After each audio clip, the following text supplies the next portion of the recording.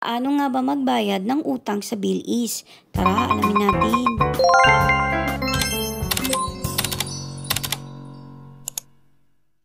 Dahil nga may utang ako dito sa Bilis at need ko na siyang bayaran, samahan niyo ako kung paano natin siya babayaran. So, i-click natin itong Pay Now. Tapos dito ay pipili tayo kung magkano yung gusto nating bayaran. Gusto ba nating bayaran yung installment plan na kinuha natin? Kung gusto natin siyang bayaran na lahat or any amount na gusto nating bayaran. Dito yung pinili ko is yung Pay Next Installment. Tapos dito ay may lalabas na QR code. Ito kasi hindi siya matadirect sa GCash. Kaya need natin magbayad sa GCash gamit itong QR code na to. Kaya need natin i-download or i-save itong QR code sa phone natin para makapagbayad tayo. Pag na-save na natin yung QR code ay pupunta na tayo sa GCash. I-click natin itong nasa baba na QR. Tapos mapupunta tayo dito niyan. Tapos i-click natin yung upload QR. Tapos dito ay isi-select natin yung na-save na natin na QR code. So yan, mag-aantay lang tayo sandali. Tapos makikita nyo dito yung bill is. At sa baba ay i-click na natin yung pay.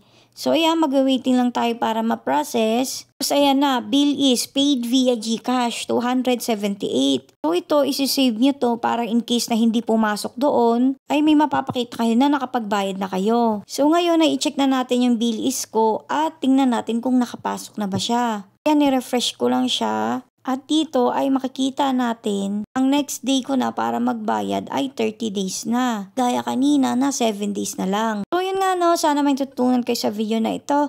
Thank you for watching. Yun lang.